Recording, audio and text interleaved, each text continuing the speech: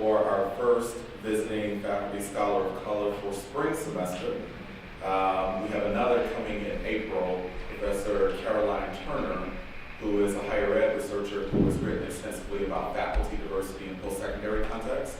So be on the lookout for correspondence about that. I'll introduce today's speaker here in a moment. I did just want to say a couple things about the series.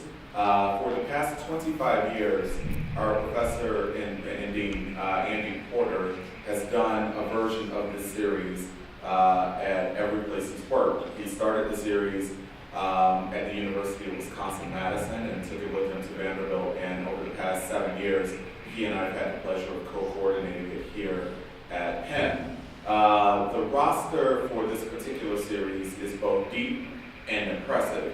It includes a who's who of scholars of color, ranging from folks like Gloria Ladson-Billings to James Lorzano, Daryl Ring-Sue, and others.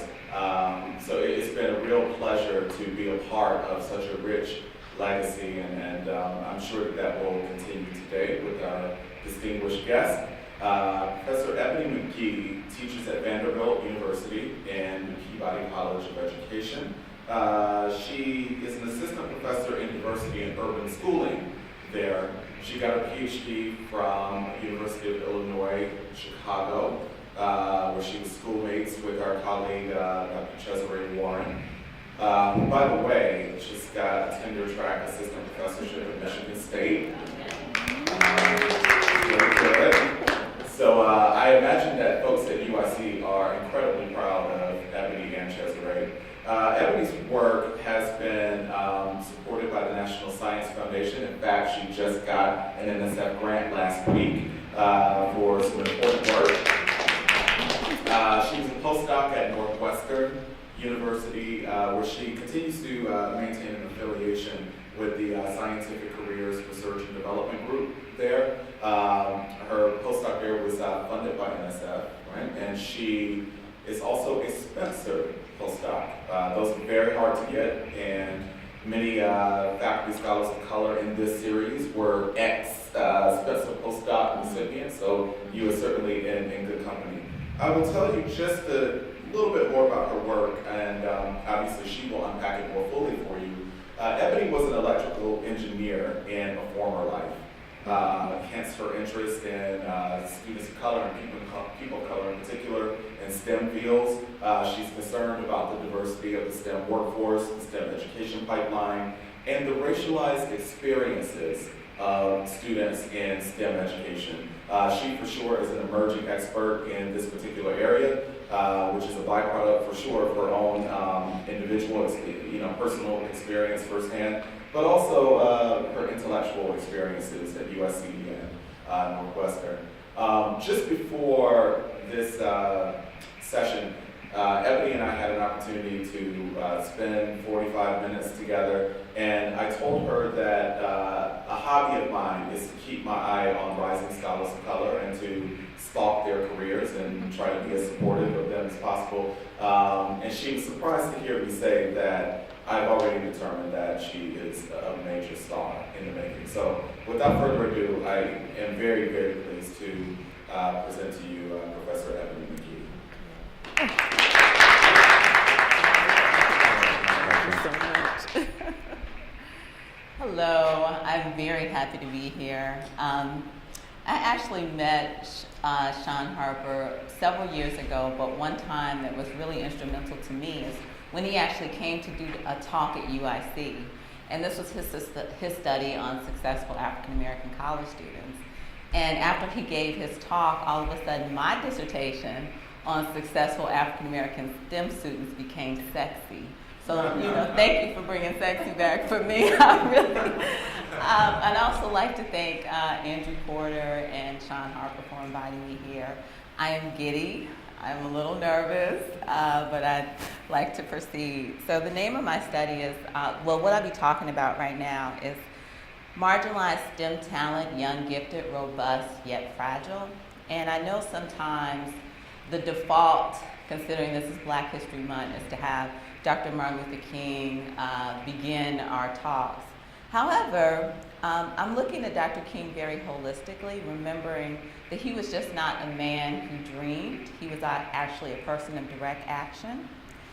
And I also think it's really powerful for having a dream and asking others to share in it, right? So what does that mean? And I'd like to be as courageous as Dr. Harper and some of the other folks here on staff and being optimistic. And what does that look like to have hope where many think hope should not be present? So I have a dream. I have more of a dream question. What if the United States masterminded the development of the most innovative STEM designs in the world? What would the United States look like? What would the world look like? Now, as you all are on your iPhones and your Apple computers and all the latest and greatest technology, you may think that, well, the United States is in a great position to mastermind the most innovative STEM design. Well, I'm going to argue in this presentation that we are actually far from where we could be technologically, far from where we could be in terms of STEM design and innovation because we lack diversity. So just a little bit about what is STEM. I had a particular graphic that I didn't use today that had mathematics and everything stemming out of mathematics because I'm actually on my PhD in mathematics education. But I decided to be a little bit more diplomatic and just say it's how we represent science, technology, engineering, and mathematics. But I did want to give a shout out to the folks who use STEAM in the arts and that, because in order to build the most innovative designs, we have to think creatively. And we need the folks from the arts community in order to do that. And I argue, as we have our iPhone 6s, we should be somewhere else. And this is kind of a description of where we should be and kind of what we are all missing out on. So first, I'd like to start with just a few statistics, and I want to get over these statistics fairly quickly and get to my research. But I want to start by saying that some folks say the big mantra is that U.S. students are just underprepared. Well, Dr. Habrowski shared a very great statistic that I'd like to share with the audience, that actually when our students are seemingly underprepared, when we take students who are the most prepared, so the higher the ACT or SAT score, the larger number of AP courses that our high school students have in high school, and the more selective the institution, the greater the chance that these students will leave science and engineering in the first year. And people are often startled by that statistic, but how Dr. Habrowski describes what happens is these are your perpetual high achievers, and they get into engineering. And I'm arguing that STEM itself needs a makeover, so I'm not saying that this is ideal for the professor to look right, look left, and say half of you all won't be here. This is not the way we should be educating our children in STEM. But they get that first D, and these are perpetual, hadn't got anything less than a B+ on anything ever, and decide to drop out to actually save their academic identity. So we are losing a loss of our traditionally what we think of our best and brightest talent to the way STEM is being positioned in college. However, this is not to say, barring the term of Gloria Ladson-Billings that talks about educational debt, this is not to say that we don't have a mathematics educational debt going on, with 54% of our high school students not even ready or prepared or given the opportunity to take college level math. And then when it comes to our historically marginalized population, those statistics are even worse. Only 12% of black students take Algebra 1 before high school compared to 48% of Asian students. And only 9% of Hispanics took advanced algebra or calculus in high school. So we have a long way to go in just getting our students to be prepared to take on the opportunity of college level STEM. So I don't want to ignore that. When we move on into the workplace, and when we look at the workplace demographics, STEM workers are 72% white. Many of those whites are males. We do have a foreign-born, 1 in every 5, about 20% of our STEM workforce is foreign-born. And I am a proponent of having people of diverse backgrounds from diverse countries adding to our STEM innovation. But however, out of that 20% that's foreign-born, 68% is from Asia.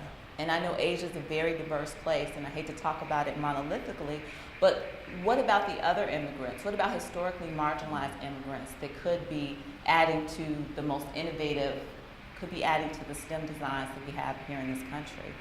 Again, when we look at the African American and Hispanics, we have 12 and 13% of the population respectively, and only 3 to 2% of the STEM workforce.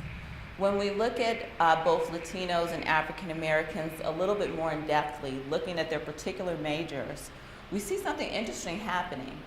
In terms of degree attainment over the last 10 years, between 2001 and 2010, we see slight increases in Latino degree attainments in fields like mathematics, engineering, and physics. And we see decreases when it comes to African Americans. Now, people are trying to understand why this phenomenon is, but I argue even these slight increases that we see in Latino population getting STEM degrees is just not enough. It's a scratch on the surface, and we need to be doing more to make sure that both groups have an opportunity to get into STEM and matriculate through STEM. Now, people typically aren't surprised when I say that only 20% of Black and Latino students who begin in an engineering and science major end up graduating with an engineering and science major. People are a little bit more skeptical when I say that actually only 32% of white students fit that same statistic. People fall over in their chair and ask for 5 citations when I say that only 40% of Asian students who begin their major in science and engineering graduate with a bachelor's in science and engineering.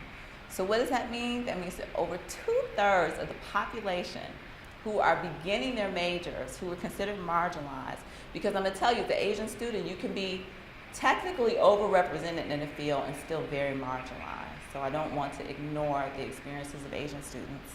2/3 of the potential population, STEM workforce population, is not making it. We need to understand that, and we don't need to victimize the people that are not making it. We need to understand the larger structural barriers that could be potential impediments for them matriculating through STEM. When we look at the role of women, before we look at the history of women, I just have to pay tribute to my Shiro, Mae Jemison. She grew up on the south side of Chicago, just like me, so I feel a great affinity. And I met her, well, I was in the room, I didn't actually meet her, I met her in my mind at this Race and Space conference that happened last year at Duke University. And she said something phenomenal. She said that in a few years, we will have the technological and scientific capability to go to Mars. Now, this is amazing, right? Now, what would it be like to have 30,000 of our most diverse individuals colonize Mars? She said the biggest problem, and with all her technological and scientific expertise, she said the biggest problem would be human behavior. People getting there, not understanding differences, not understanding different cultures, not understanding ways of being, not understanding identity. And she said this is the biggest potential for revolt that we have when we look at space travel. And I just thought that was so phenomenal that, you know, considering where she is and what she could be talking about, she too is talking about human behavior and the importance of understanding each other's and respecting each other's differences. But getting to the women, the history of STEM and women, and how women have been very underserved in the STEM fields. So I want to tell you about this program called Mercury 13.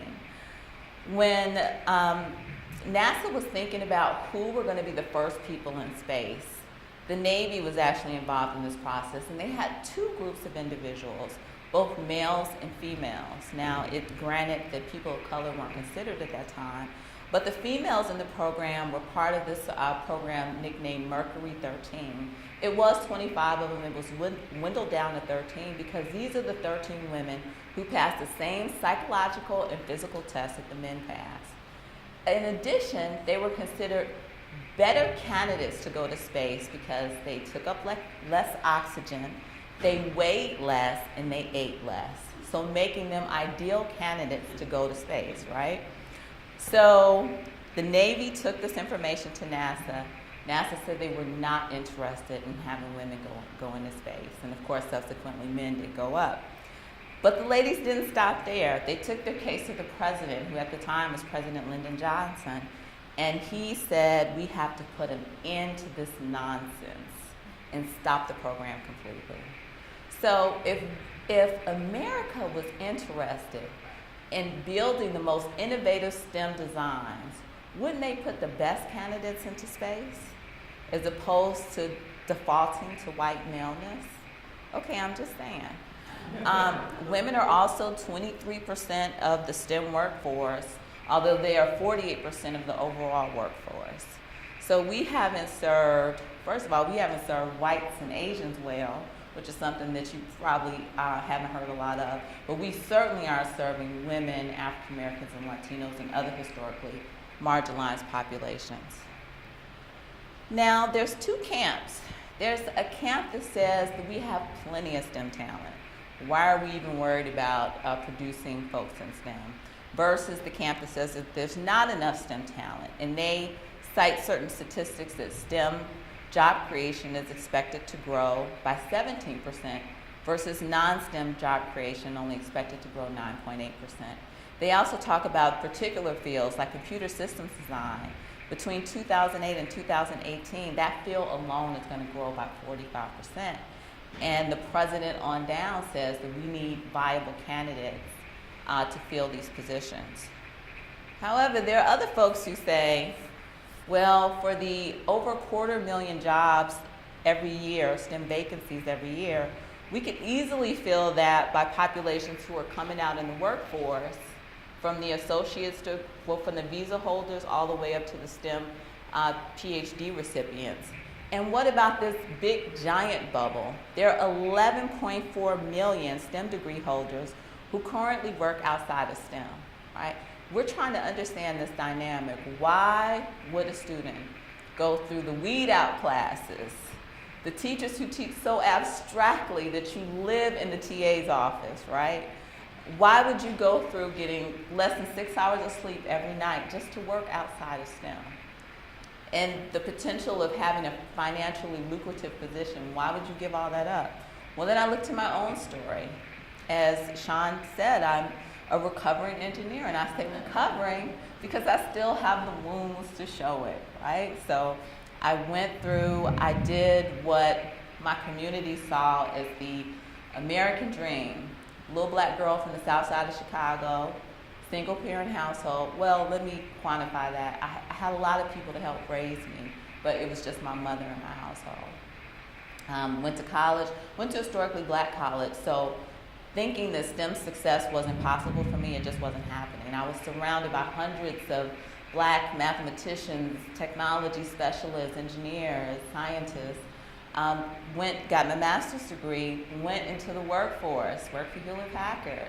And I'm grateful for Hewlett Packard because they paid for my graduate education, but the racial battle fatigue, coining the term from William Smith, that I received in the workplace was overwhelming. And one of the best things that happened to me is that I actually got laid off, and I was able to reinvent myself and pursue something that first of all was making an impact in the lives of others, but do something that didn't cause me such fatigue. And I also wanted to serve as a role model so other students who were coming into the STEM pipeline didn't have to deal with what I had to deal with, right? So that kind of leads, I'm just sharing my own story and leading to say that these might be some of the reasons why STEM degree holders are currently working outside of STEM. Now, sometimes I feel like there's too much STEM talent too. Sometimes I feel like there's not enough, but this is what I know for a fact. There's not enough variance. There's not enough diversity in STEM. And I'm gonna include whites in this because when we tend to think about what I mean by diversity, people tend to lean on the side of historically marginalized populations. Now, I am advocating for that, but I'm also advocating for white individuals who are of low income, who are in rural areas, who are self-taught, who come from different religions and different sexual orientations. There's a study that's going to be coming out soon, hopefully, that talks about how STEM is Christian and heterosexual, mostly. And what are we losing from having people of the same religion and the same sexual orientation in STEM? And then there's late STEM bloomers. People who get into STEM are usually talented in STEM in K-12. But there are certain folks who, in their sophomore year at college, they're just fascinated, and they want to make that change. And we need to make it easier for those students to be part of the STEM community. So this is in addition to historically black citizens, both U.S. citizens and immigrants from historically black populations. And again, I want to stress when we say Asian, we're only talking about certain populations that are high achieving in STEM. When we talk about some Southeastern Asian populations, they face similar demographics that blacks and Latinos face. However, don't take my word for it. I'm referencing the work of Scott Page, he's either a mathematician, but he used these mathematical models to describe that under certain conditions, diversity may matter as much or more than individual ability. So when it comes to the best performance, right, when it comes to the most innovative STEM design, we need to think about the diversity can actually lead to greater STEM innovation. So it would make sense as a country to have the most diverse candidates so we can have the most diverse innovation. You know, America is concerned about their superpoweredness. I mean, this is one way that we can do it. The late, great Derek Bell has a theory called interest conversion that I really subscribe to, and reading the faculty pages, I know a lot of people here also subscribe to, is that white people will support racial justice only to the extent that there is something in it for them. And I'm arguing that it is in the United States' best interest to diversify STEM.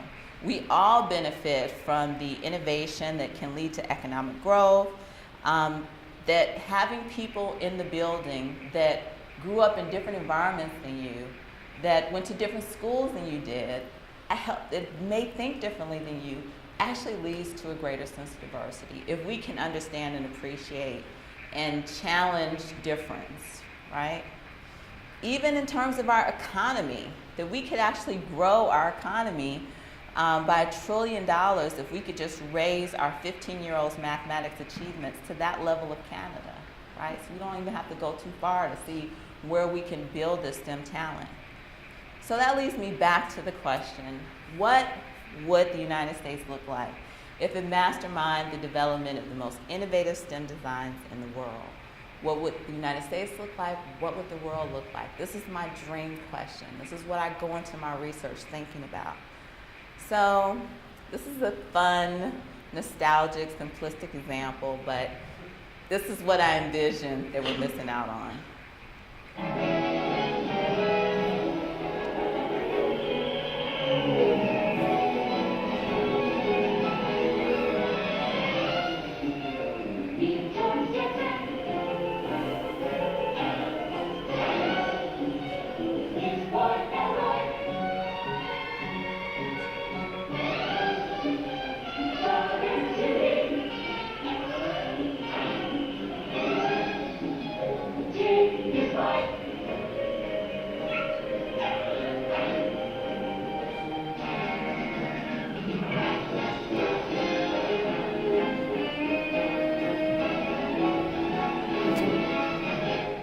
Okay, I grew up on the Jetsons. And of course, we have to see people of color in the future. And of course, we don't want to have gender prescribed roles on what a wife should be, so I get all that. But who would love to turn their car into a briefcase? I mean, this is what I'm saying, and I'm making light of it, but I'm saying it could be possible if this country had a history of valuing diversity. Something like this could be possible. And I'm saying that we're all missing out on it. It's not just black people and Latino people and certain other historically marginalized people. We are all missing out on this kind of innovation. We are all missing out on dropping our kids off, not even slowing down, just dropping them off at school like that. So I take that into the work that I'm doing. So in this middle circle here, I look at high-achieving, marginalized STEM students of color. I traditionally looked at African American populations, but my current and my future work has increased to look at Latino and Asian populations to see what is the shared marginalization that they face, knowing that they have different identities, different racial, ethnic identities, and being attentive to that as well. So there's 4 kind of big themes that I look at in my work. I look at issues of identity. So race tends to come up the most. So I really kind of foreground racial identity, but I give room for other identities that may arise, like gender and particularly academic identity. So what does it mean to have a strong math identity? What does that mean to be high achieving in math? What does it mean to be a doer of mathematics? Then I look at stereotypes, which run rampant in STEM on every level, from kindergarten through the workforce, and look at the role of racial stereotypes and also other forms of bias, the subtle racial microaggressions, and how students resist those stereotypes. I also look at career and education, so answering the 11.4 million bubble.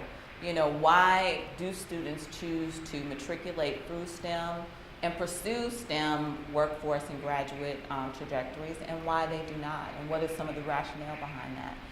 And I've been interested as of lately into wellness. Just because students are successful and high achieving doesn't mean that they don't go through things that they shouldn't have to go through because of the racial climate or because of various reasons that make that environment hostile, and really trying to understand and unpack how can we have healthy STEM students, healthy STEM workers, not just academically successful. So I'm going to attempt, until Sean gives me the chop, I'm going to attempt to talk about 3 studies. However, these studies created lots and lots of data, so I'm only going to be able to share one finding for each study, but I just think that it would give you a better perspective of my trajectory if I just gave a little snippet of all 3 studies. The other reason why I think I can do this is because I pretty much ask the same questions of all 3 studies. So all 3 studies are groups of high achievers, either mathematically successful high school students or STEM undergraduate high achieving students, all in their junior and senior year of either high school or college respectively. A few graduate students are there as well. And I ask, what does it mean to be Black, be Asian, and be Latino and a high achiever in STEM? So what does that mean to that individual, and then what does it mean collectively? Knowing that one of the responses is race is not relevant to being a high achiever in STEM. So that is one of the responses that I get. So I want to be cautious that I'm preferencing race, but giving room for folks who race is not salient in their lives.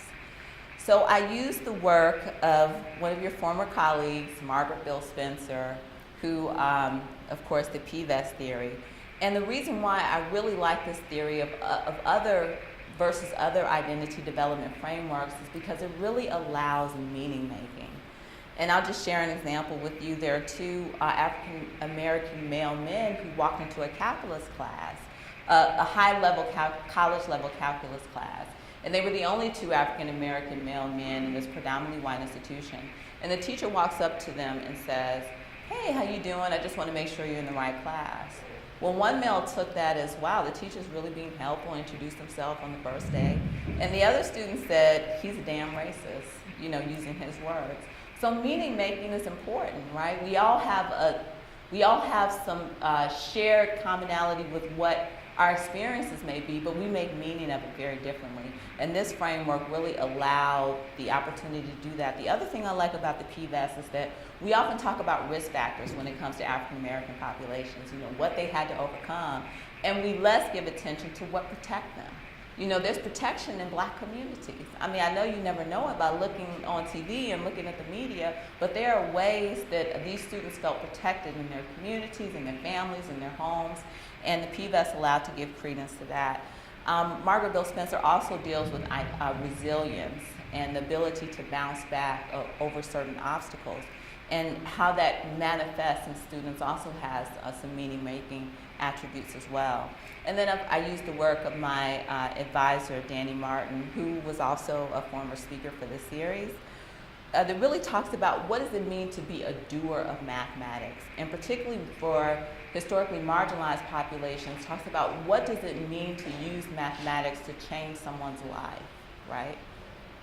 So it's just more than just an academic skill. It could be a life-changing attribute. So the first study that I'm going to talk about is had to do with 23 high-achieving students identified as Black or African American. I know the slide is a little busy, but when I try to do the click, the 1 click, 2 click, I forget. So I just put it all up there.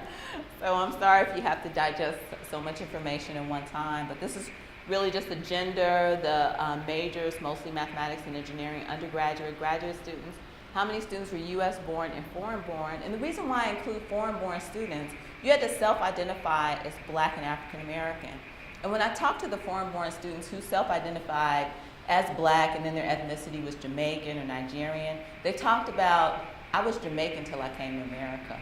Once I came here, I became Black. So, you know, I feel the pain of my African American brothers and sisters. So, there are 4 different universities represented. 3 of the 4 universities have less than 10% Black populations.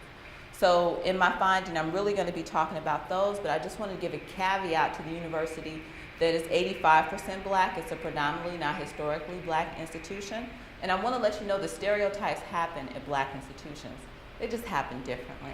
So here's how the stereotype works at this particular institution. Students overwhelmingly talked about being told by their faculty, we love you, we care about you, you're in STEM.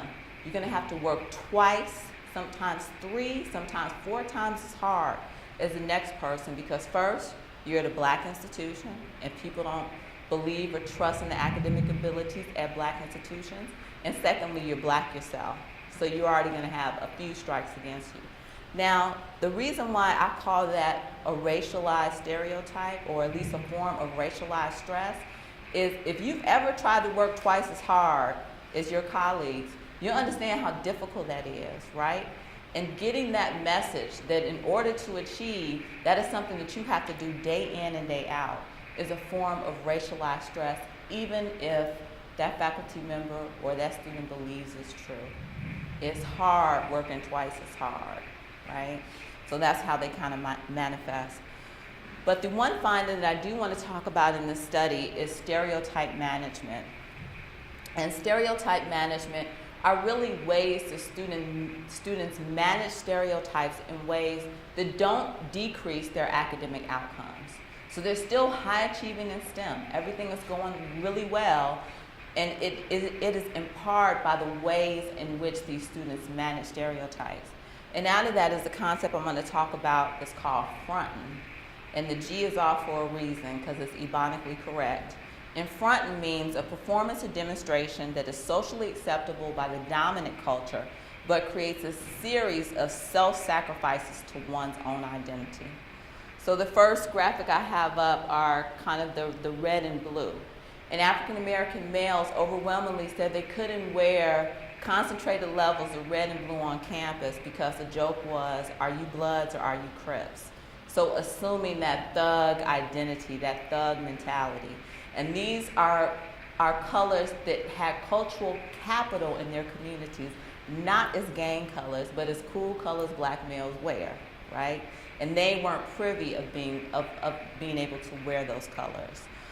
So they had to do other things, like they couldn't wear baggy jeans. Some students said they couldn't wear hats, or even bulges in their pants pockets, like a guy was carrying a pair of socks in his pants pocket, and it was assumed to be a weapon, right? So even these little subtle things, I mean, there are things that happen inside the STEM classroom as well, about having to carry your book on the outside so people wouldn't ask you, you know, do you belong here? Or if you have 100 on your test or a high grade on your test, leaving it on the desk so others can see it, so they wouldn't have to question your intellectual talents that week.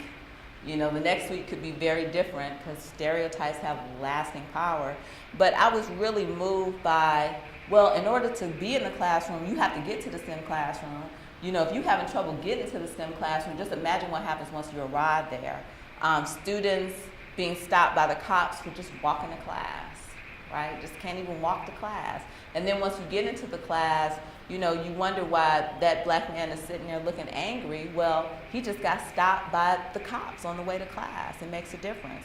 Students said they had to lie about their families. Now, I'm not talking about families who were unemployed and not working. I'm talking about families where the dad was a garbage man and the wife braided hair in the household. These are financially lucrative positions in the black middle class, right? These are how people feed their families. But they had to lie and say that their parents were doctors or lawyers to concede.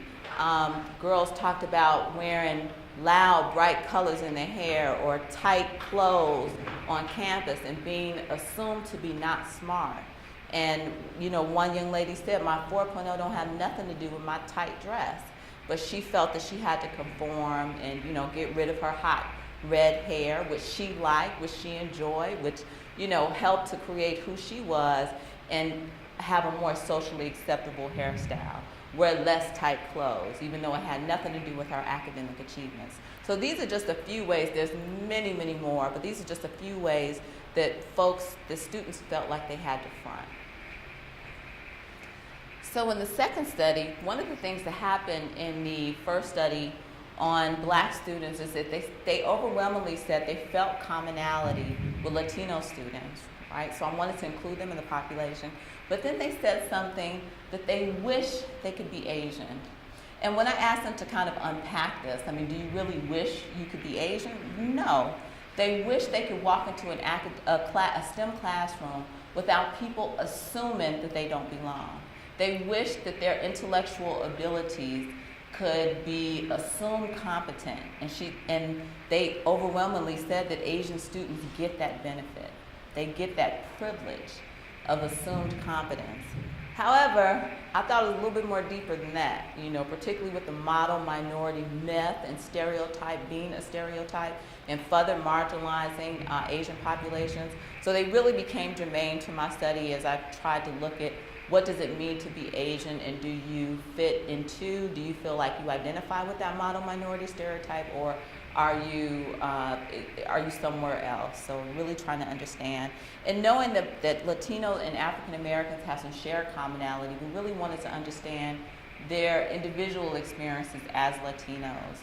And of course, I know this is very complicated, particularly for Latinos and African American culture, because different countries were represented, different nationalities were represented, but they also too self-identified under the larger rubric of Latino, Hispanic, Asian American.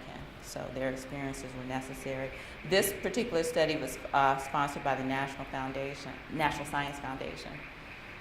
And I met a lot of interesting people, and this is like the best part of my work, really being able to meet people that challenge the stereotypes, offering counter narratives, knowing that there's some majority narratives too, right? Right. Everybody doesn't have a counter narrative, so just that kind of shared space. And you can just kind of see the different folks that I met and who they identify with and who they partner with. And I actually never met a black female Republican, so that was really interesting to me. And her ideology wasn't anti-black. So, you know, when it helped to kind of erase, even if you do work on stereotypes, you have to constantly check yourself, you know, in this kind of work you did. And meeting all these interesting different people helped me to do that. So they were different, but the one thing that was really common is the fact that they were racially stereotyped. So I'm going to show a 5-minute clip on how they expressed that.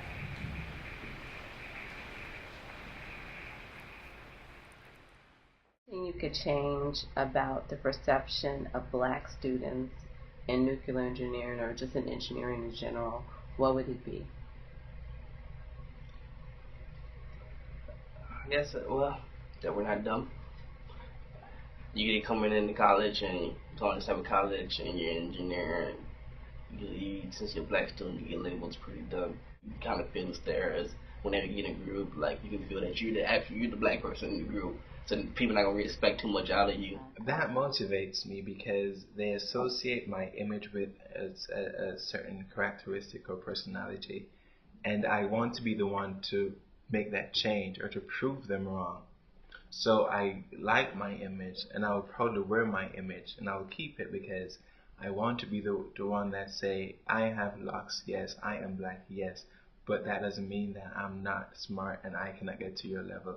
So that's my main reason for keeping my image that I have today. Well, yeah, like people have to stop thinking that Hispanics are so lazy. Like it's not true. Like people always think it's like, oh, you can't do this because, or as far as like science and math specifically, if we're gonna get into that, you know, people always think it's like, oh, well, you can't do that because you're Hispanic. How are you gonna understand like a science book? It's like, are you slow? Because what we have to do, the terms we have to learn, are the words that they already are pretty much in Spanish because they're all derived from Latin anyway. I feel like a big stereotype is that we're always cliquey with other Asian students, but I wouldn't fit that. White people, they have their white people they could click up with. Chinese people, they got their Chinese people to click up with. If you're black, you either got to be whitewashed, trying your best to get in good with those white folks so you can get in their network and get some of their help. Or you just got to try some way to integrate with other people because they're not going to reach out to you. Everywhere I went, for some reason, they kept asking me how many camels I owned in India. I never quite understood that. African American scientists are, I would say, not as good at like the communication part of the science. Like I feel like the written parts and the testing parts, maybe that's a lot of the downfall. And so they have preconceived notions of what I can and what I cannot do, which I try my best to be polite, but I expect to be treated just like everyone else is treated. They kind of automatically thought that being I was black and in physics, they were like, oh, okay, I didn't know there was that many black physicists. And then they kind of have like, they were kind of like lower their standards a little bit. And then after I told them I'm also Hispanic, like, oh, I didn't know there was any Hispanic physicists. So it kind of all I lowered a little bit more until I actually started talking about my research. And they'd be like, oh, okay, you know your stuff. I'm like, yeah. Stereotypes. Other than that, I really feel like Hispanics are stereotyped, except, they always say, oh, maybe like a cholo or low cards. All those jokes they think about. What's cholo? Cholo? It's like a Mexican gangster. I don't know, the ones that shave their heads, California. You speak Mexican. That's kind of like the one and only that really makes me mad. It's like, hey, are you Mexican? Oh, you speak Mexican?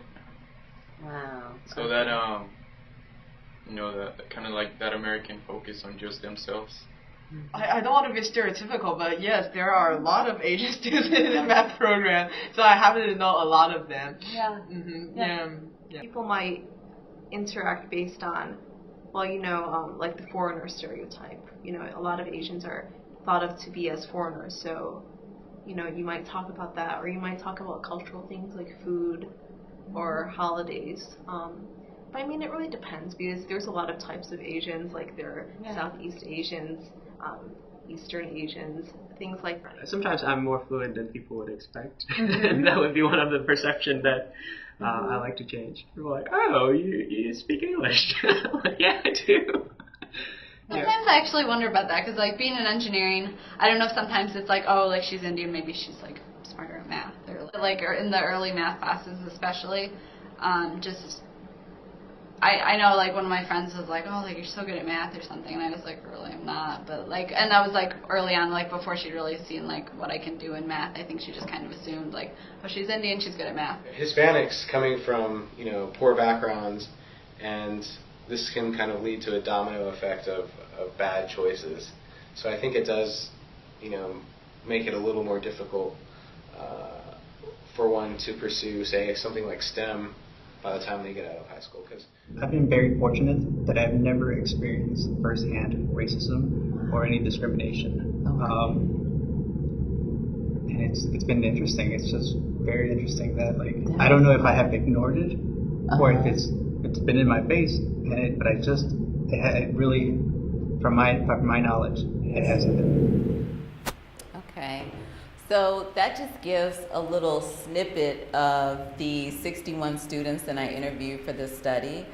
And I just had a flip camera, so I didn't know anything about video quality. But I felt like it was really important for folks to see and hear the voices and faces and facial expressions and gestures as they're talking about these stereotypes, both within and around STEM and just being in college in general, and just, you know, really just trying to understand what the high achievers are going through, right? Because they also talked about, and you can see on my website, I have 10 to 15 minute clips of different subjects. So they'll talk about STEM and gender, STEM and self-confidence, greatest scientific invention, you know, things of that nature, STEM and stress, to just really kind of get a feel for how we can create better supports for these students.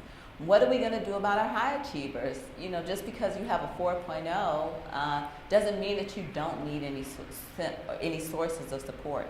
This study is actually ongoing, so I'm continuing to follow, and this will be my 3rd year of this study, so I hope to report to be able to be invited back and report some results on the study in the future.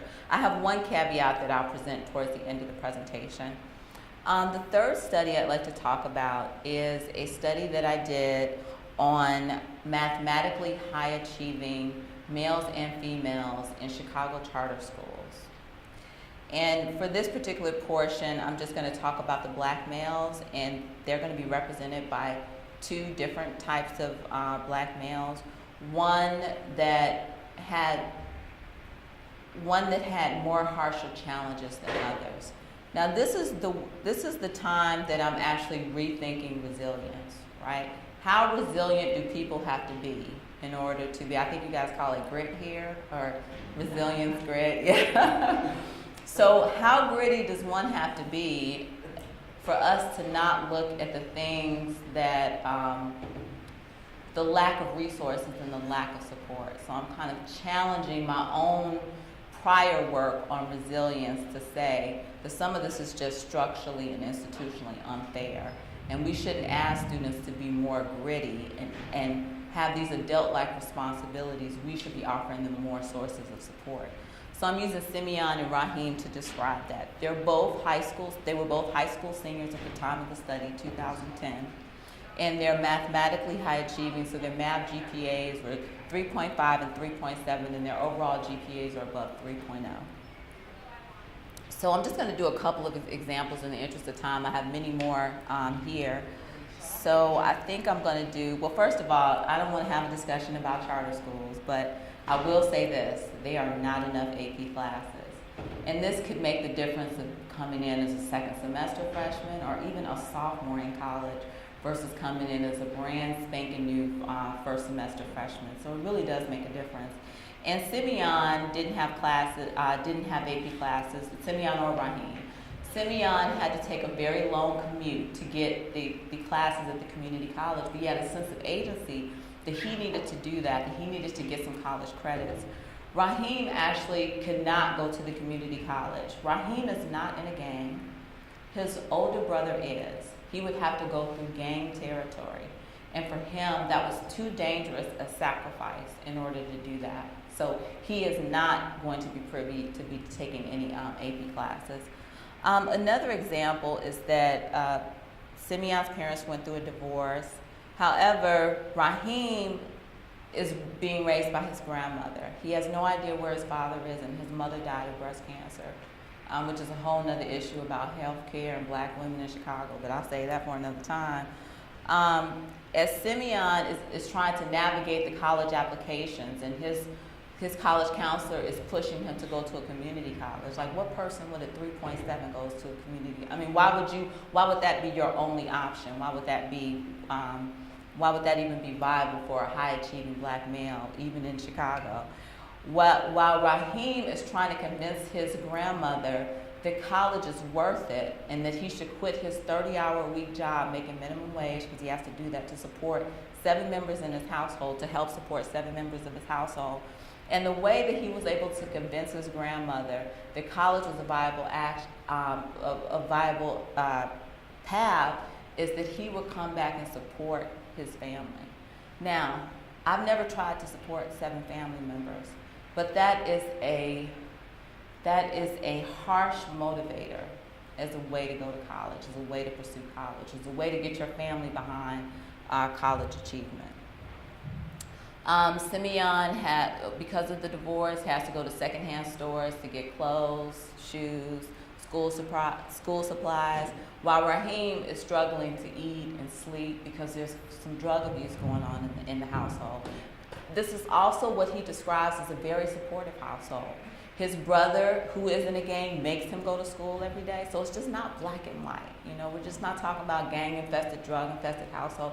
The abuse stemmed from the drug abuse in the household stemmed from a botched medical procedure that often happens in black communities, where black pain is not really recognized, and then they end up getting on prescription drugs and abusing those drugs.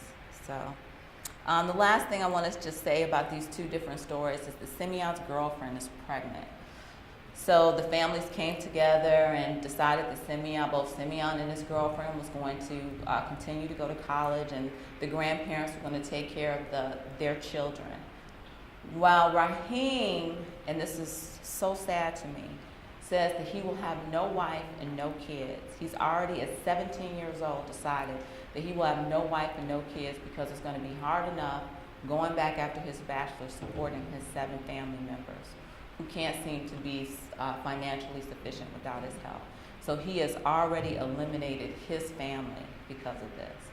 So what I'm saying here is that they both are resilient.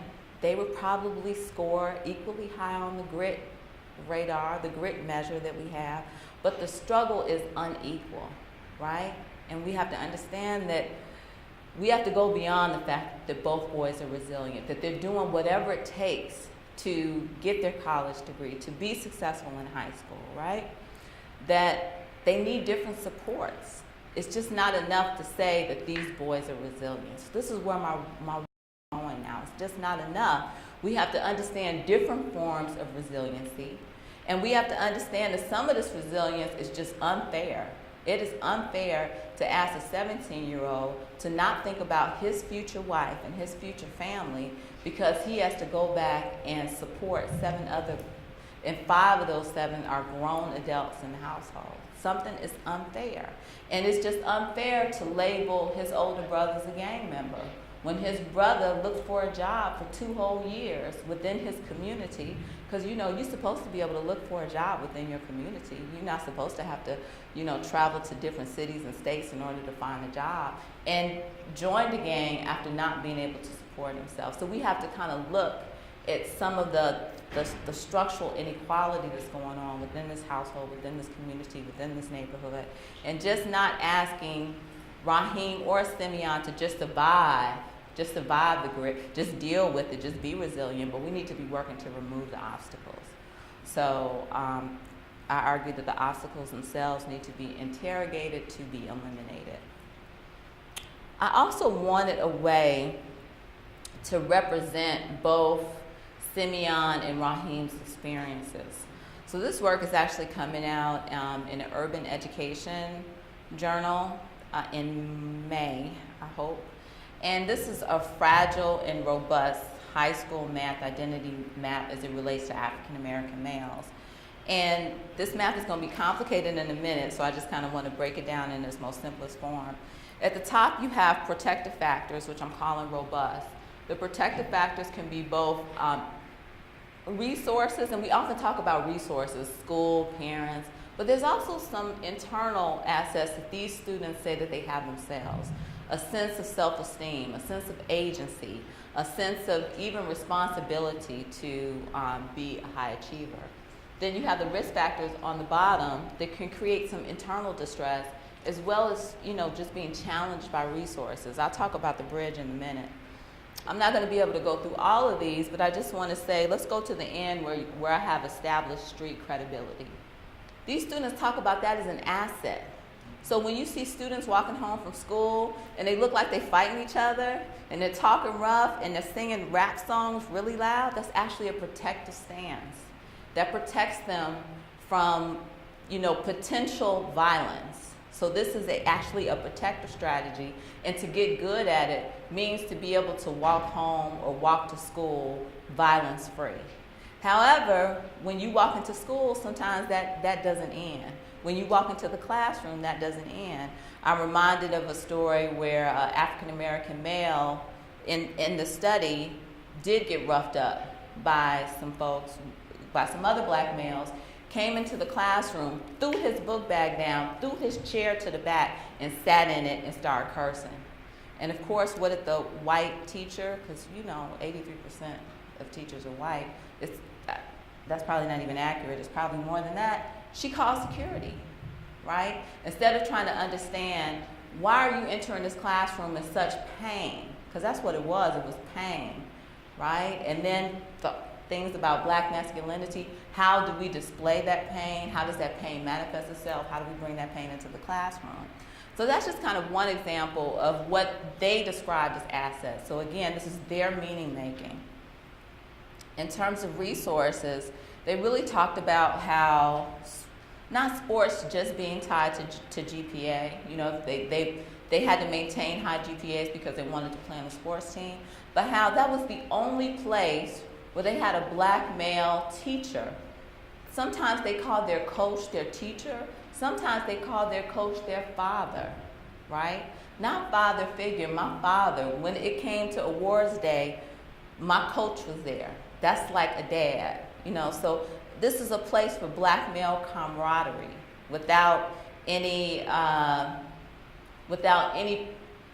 thoughts or forethoughts of it being a place of violence, because when black males congregate, the first thing, people tend to think about is there's going to be some violent behavior going on. This is the place where black males could congregate. So that was a resource, being able to have sports participation. Some of the challenges were I'm just going to go to the opportunity gap, where the career guidance in many of these charter high schools was either non-existent or it was really damaging to folks. I'm talking about the high achievers. It was very damaging, the kind of information that they were being offered in terms of college or technical, because that's what they push now. And I'm not saying the technical space isn't an option, but don't position it as the only option, right? So, and then in terms of kind of things that were internal, they described their futures in ways that were bleak, that were bright, and both bleak. So every student in the study wanted to go to college. Every black male in the study wanted to go to college. But their career trajectories were really tied towards sports. And when I really tried to unpack, why with all this mathematical talent and knowledge and knowing how to get good grades, because knowing how to get good grades isn't just about you being smart, it's navigating school, right? Why would you decide that you want to be a football player? And they overwhelmingly said, that's a place where my abilities will be unquestioned. I want to be in an environment where I don't have to continually prove myself over and over again that I belong there. So often when we see our black males wanting to pursue sports or wanting to be NFL players or basketball players, yet part of it is the sport itself, but part of it is being in a space where they feel affirmed. We all want to feel affirmed, so being in that space. So I thought that was really interesting. And the bridge, so this is kind of what it looks like. It's a mess. I know it's a mess, but their lives are messy, and I mean that in a positive and somewhat challenging way too. The bridge are behaviors that can lead to both forms of protection and forms of risk. So all of these weren't exclusively as protective factors. Having to represent for the black community, so they were high achieving, so they often got leadership positions, the principal knew them, really got privy to summer internships and stuff like that.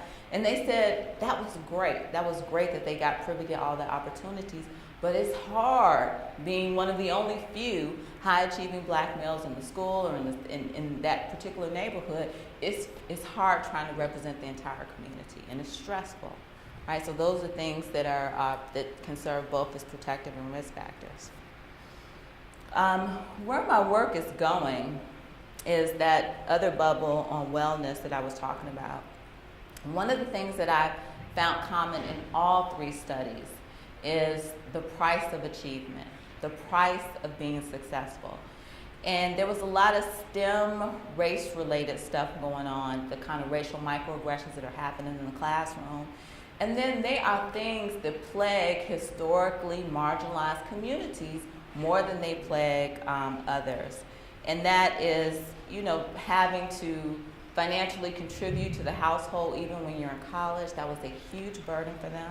But then there are things that we all need to deal with in the society, like alcohol abuse and drug abuse and feeling mentally exhausted by the rigor that is expected within the STEM field, right? So another big thing that was really surprising to me was relationship breakups. Now, I guess I remember being a undergrad in college. It was many, many years ago. And I think I remember when I broke up with my boyfriend at the time, I thought I was going to die. So, these are issues of human development that we're not attending to. We're assuming that they have gone through certain things that maybe they haven't. And a relationship breakup was one of the big surprises to me and reasons why they may have disengaged from school. So when you don't see a kid for 2 weeks, the assumption is maybe some of these other things, but they just broke up with the love of their life. And I think that we need to look at these things much more holistically. So this is the direction I'm going in. I also want to do a study on the concept called John Henryism. And that's kind of going back to what I was saying, that the message is being brought up in the HBCUs and also the predominantly white institutions, that you have to work twice as hard. So if you feel that you have to work twice as hard, what is the psychological and physical damage that results to that high effort coping? What is that doing to your body? Even if you are outwardly succeeding, why are blacks dying 6 to 7 years before whites? And when it comes to black males, that number goes up into the double digits. Why is that? And I'm talking about the successful ones. I'm talking about the ones who graduated from Yale, the ones who are the doctors and lawyers.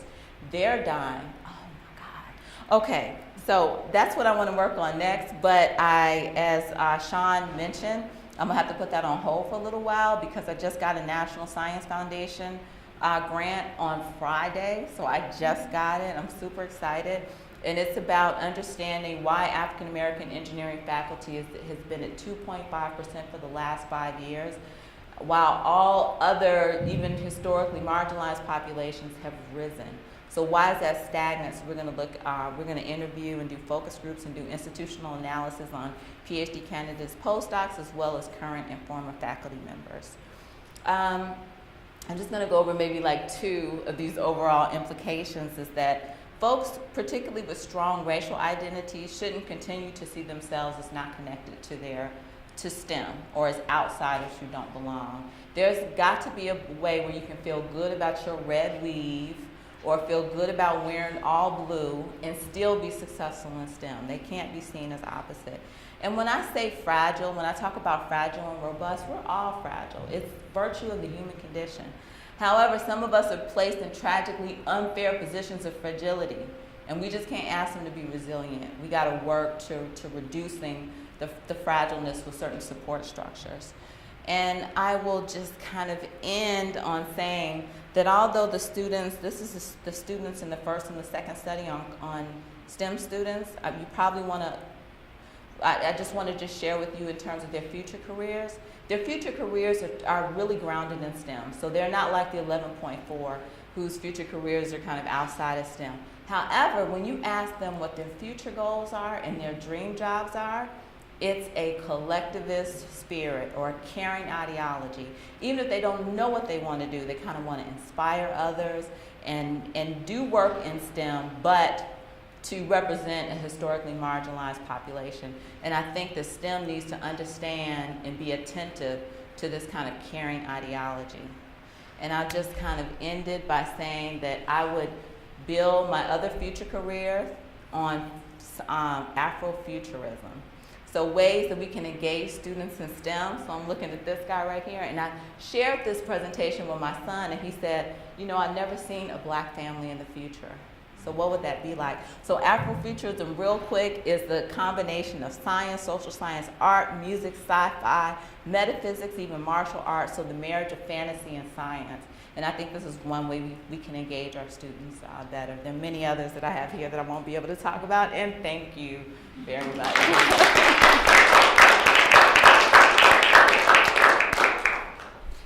Fantastic. Thank you. Thank you. Really, really fascinating work here. Very good, rigorous work. So we have about 20 minutes for questions, answers, engagement with Ebony.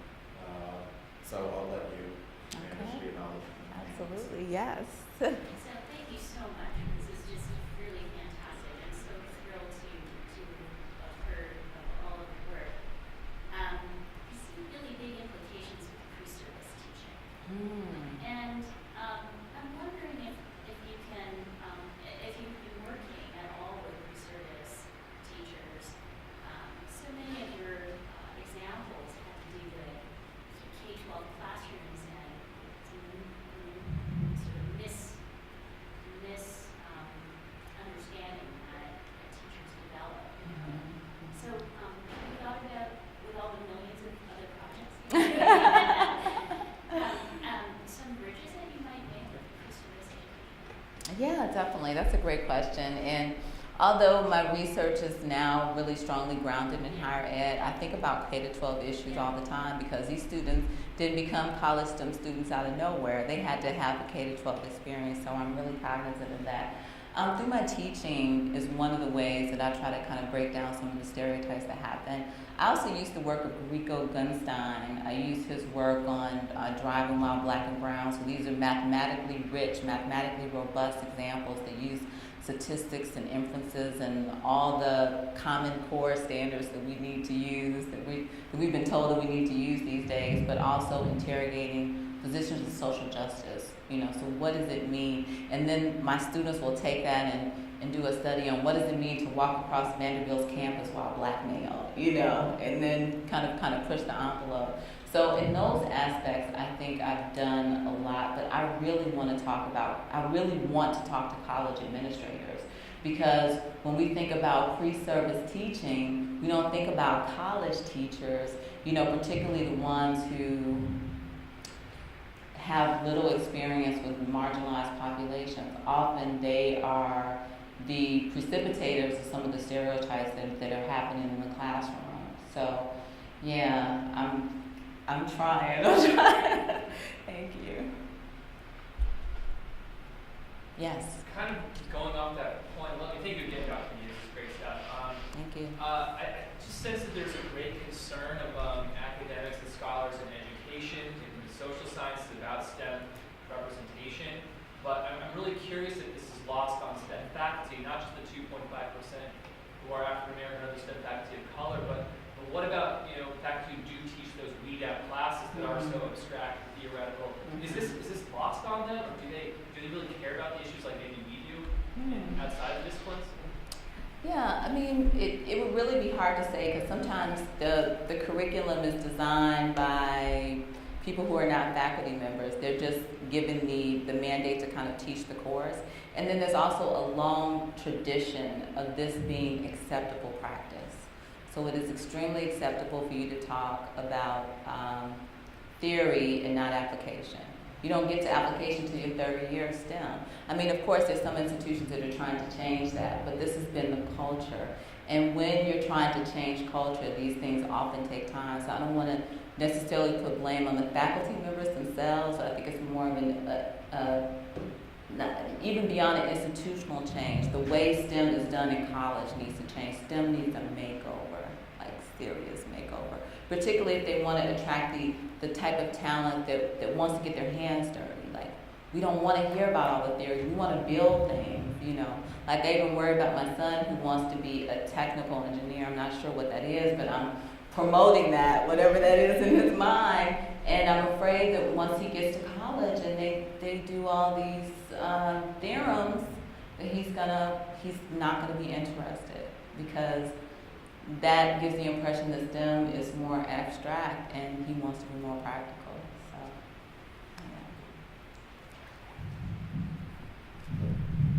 yeah. Yes. Actually, so one is a sort of reflection on what you just said about your son, and then the other is an actual question. What grade is he in? He's a freshman in high school. High school freshman, yeah. So, that most recent example that you just gave of him reminded me of this project that I'm just starting with one of our alums who is an assistant professor at USC. And I met with him a couple weeks ago, and he was was doing this project where he was analyzing fourth grade math textbooks and sort of aligning what was in these textbooks with the Common Core standards and so on, right? So I said to him, well, surely there must be some raceable questions in these fourth grade math textbooks. Like I was like really sort of curious, right? I didn't go in like with a question in mind, but I figured by us sort of thumbing through these books that it may raise some particular race questions. So a couple days later, we got together and we did that. And much to my surprise, there was incredible intentionality in these fourth grade math textbooks, right? In terms of the pictures, the names, the examples, and so on, right? I mean, it was crazy, the intentionality, right? One of my favorite examples, which isn't race, but it's in fact gender, it was a word problem about like this boy on a softball team, and you know, there's a number of softballs and bats and stuff, you know, in the example. But it says something like his mom is the coach of the team, right? Which pushes back against some like preconceived notions of gender and who coaches teams and so on. I thought it was great. But now what we're doing, the raceable question that emerged from that was that we're now juxtaposing fourth grade math textbooks with math textbooks taught in college level mathematics and first year math courses, and looking at the degree of intentionality or not, and sort of inclusive representation and so on. It's a really fascinating thing. So I hope that by the time your son gets to college, we will have figured this out. That'd be beautiful. Textbooks will be much more.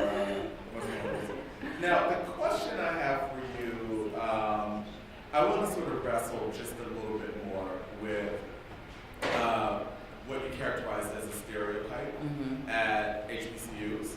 Now, you and I both went to them, and so did our colleague, Professor Felder here, right?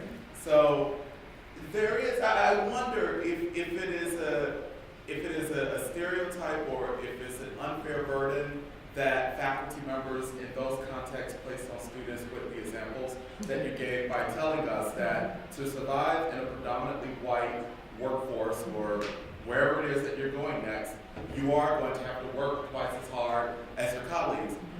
That actually turned out to be true. It has been true for my entire graduate career, my faculty career. You know, so I wonder, right, is it in fact racial socialization in a way that is helpful and that is protective? Because it could be, if we had not gotten those kinds of messages, we would go at these places thinking that we can do what everybody else does. And no, that has just been grossly inconsistent with experiences that me and other colleagues of color have had. So I just want to hear you sort of just unpack that a bit more. Well, I also think that working twice as hard can lead to John Henryism. So maybe you are highly functioning academically, your scholarship record is wonderful, but you have hypertension and heart disease, right? So I mean, there's some implications. No, not you. No, you are the bill of health. I just know it. But there's some implications from working twice as hard.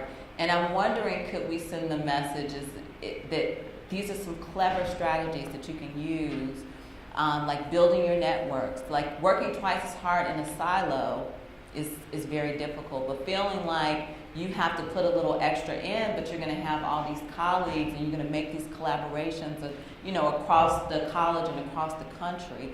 So I guess what my message is, I just don't want to hear I have to work twice as hard. I want to hear ways that I can be clever and smart and still get sleep at night sometimes and still be healthy. So I've had faculty tell me to work twice as hard, but I haven't had many people to say, go take a vacation, get a good night's sleep, attend to your well-being. And I think one of the things that students are doing, they are taking that message literally and not getting sleep and being mentally exhausted and feeling overburdened. And then, like one of the students I had in my study, thinking about committing suicide. So I'm arguing that message can be damaging for certain populations who don't have the coping skills that, maybe someone like yourself have. And you have a very big network of folks that you can kind of pull on, and, what's the importance of that as well. So, thank you.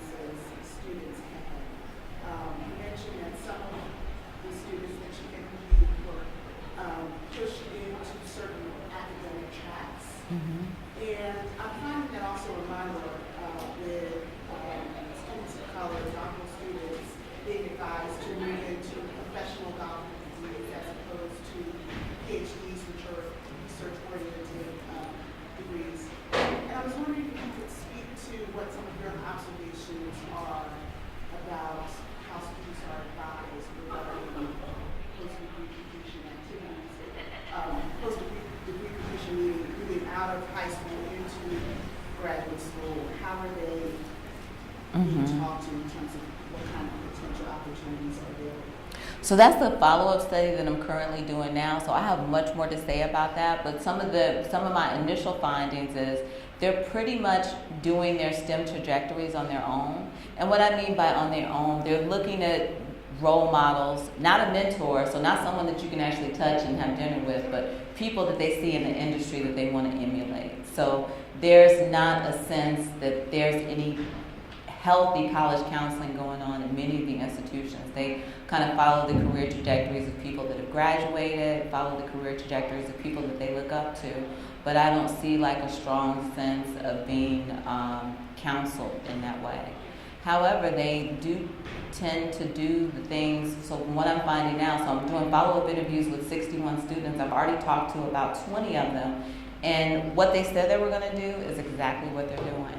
So they seem to have a sense of determination and agency on their own to find and make opportunities for their lives, their lives after post-secondary, including going into graduate school.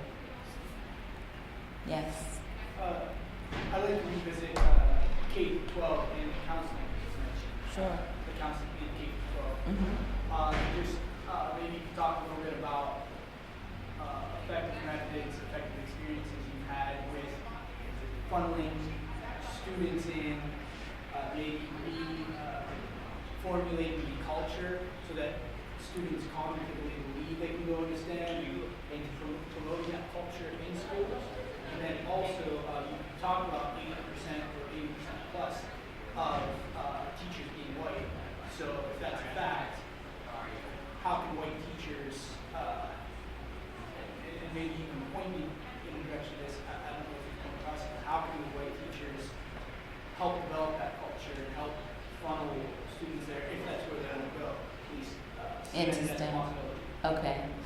So the first question was about how to help students build a STEM trajectory to feel like the STEM is a viable option for them in college. Okay.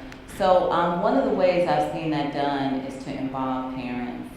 A lot of times parents can be advocates for their children, particularly taking algebra and higher level, even honors and advanced classes. So one of the things that I did was I had a STEM parent workshop. So I talked to all of the parents and got them motivated and advocated for their sons and daughters to go into STEM as one of the many options. So I'm not a proponent of your child going into STEM if they're not passionate or if they don't think they'll develop a passion in STEM. But I'm saying that many of our children don't even have the opportunity to have that conversation. So put that conversation on the table.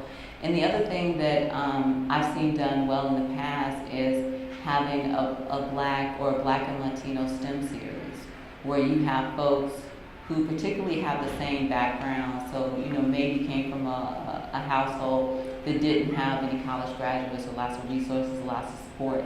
Make it into a STEM field, working successfully in the STEM field, and come back and share their story.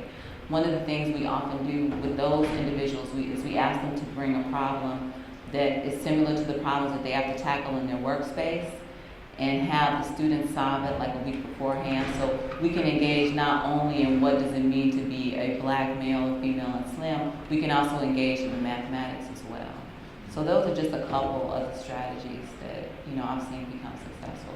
Now the second question about, what can we do in terms of white teachers to get white teachers to become more advocates for historically marginalized populations to pursue STEM is that we can ask them to interrogate their own stereotypes, so kind of like unpacking white privilege and just also being able to see high-achieving STEM folks of color, because not only do not a lot of black and Latino students see it, not a lot of white individuals see those images either. So just showing them this is something that can be possible, but you have to also interrogate your own identity is one of the ways that I've seen it be done successfully.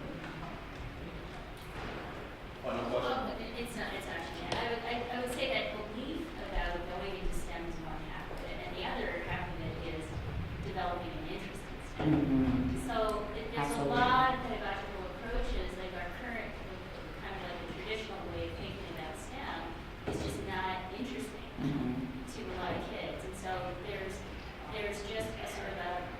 instructional approaches also need to change.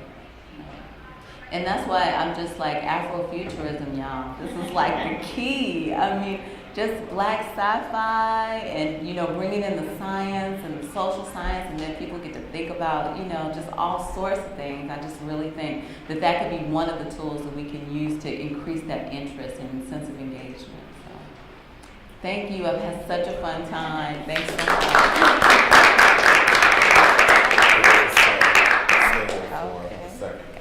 All right, so thank you all for attending. It certainly surprises me not that the National Science Foundation has funded her work, and that AERJ and Teachers College Record and lots of other well-regarded journals have published it. It was such extraordinary research.